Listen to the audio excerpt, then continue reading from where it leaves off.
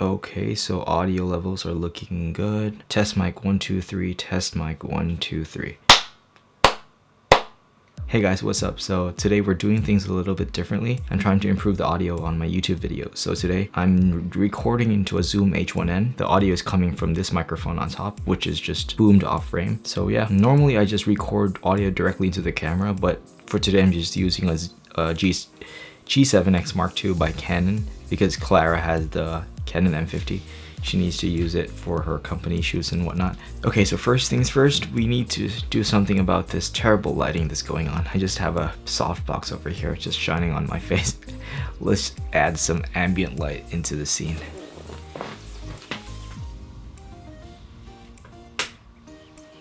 I'm gonna call this good. So I hope you guys have been doing good and are safe from harm and are holding up okay, despite the things that are going on with the virus and all the other stuff. So just wanted to talk about one particular thing today. As you all know, I am a Canon user. I've been using Canon since 2012. I always told myself that I would not upgrade or buy a new camera unless that the camera itself is the only thing that's holding me back. So I decided to get myself the Canon, no, not the Panasonic GH5. I've been wanting this camera for almost 2 years when I first saw it from my friend Walker. So my friend Walker owns a production company in Jordan, Hong Kong, and he's been using the GH5 since 2017. At first I was like, wait a second, he owns a Blackmagic Ursa Mini at the same time other huge cameras like the Canon C200, I think. It was so strange for me to see him using this particular camera in a professional set. I was like, why would you do that? You have a lot of expensive cameras that could do a better job than a camera like this, which has a micro four thirds sensor. So let me tell you a few things why I upgraded from the Canon 200D to the Panasonic Lumix GH5. So I wanted a camera that would force me to learn new things, like maybe enter the 4K world, because I've been shooting 1080 for the longest time and decided that maybe it's a time for me to step up my game, like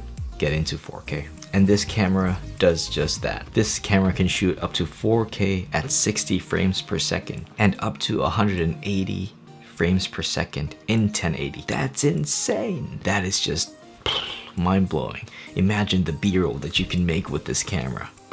And the second thing that I like about it is the in-body stabilization, or what the vets call IBIS. And this camera has it, and it fully does it, like insanely. And the next thing that I like about this camera is that it has a headphone jack. So before, when I was still using the Canon 200D, I had to buy a Saramonic audio mixer just for me to be able to plug in headphones into the camera. So what I would do, I would take the Canon 200D, put the Saramonic on top of it, and then mount the cable from the camera into the mixer, and then put my earphones into that, which is just a terrible hassle. I had to bring like a big setup to every shoot just to be able to monitor audio on it, which I don't recommend. So there are two things that I don't really like about this camera. The first thing is that it is really bad at low light. I know that is a funny thing to hear from a guy that came from a Canon 200D, which is a crop sensor camera, which is also bad at low light.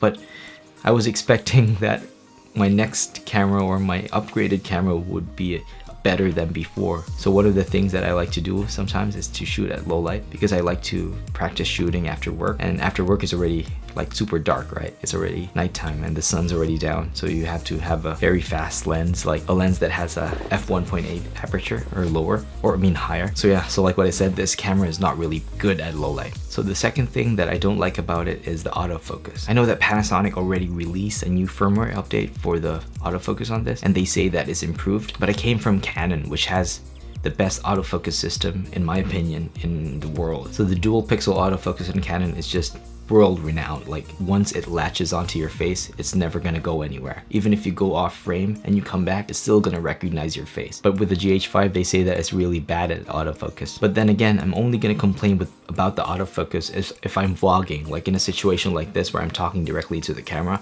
I want the camera to be able to track my face. Like right now I'm using the Canon G7X Mark II, which has decent autofocus, so it just has a box on my face right now. So wherever I go, it's gonna track me. Even if I go close or far, it's gonna track my face.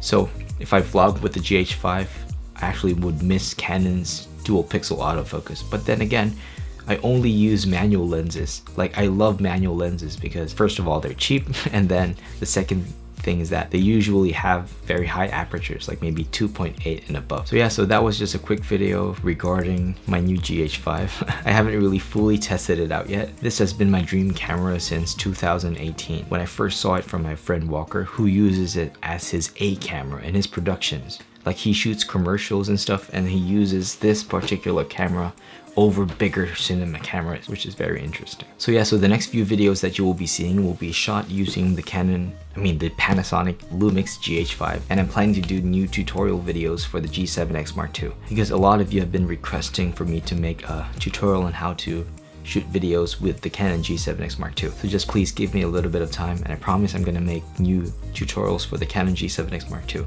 It's just that I'm very busy right now. Like, work has been crazy. At the same time, Clara and I are busy planning for our wedding, and my schedule has just been really been very hectic. So yeah, so that's it for me. Thank you guys so much for watching. It's just amazing how this channel has grown. We are now at 1,000 subscribers, and I just want to thank you guys so much for your support and just for the love that you've been showing. So if you like this video, please do hit subscribe and just be part of the community. And then if you'd like to be part of the community, you can comment down below and I'll subscribe to your channel as well. Let's just support each other on this YouTube platform. And please do show some love, and please do hit the like button over here. And once again, thank you guys so much for watching, and see you guys next time.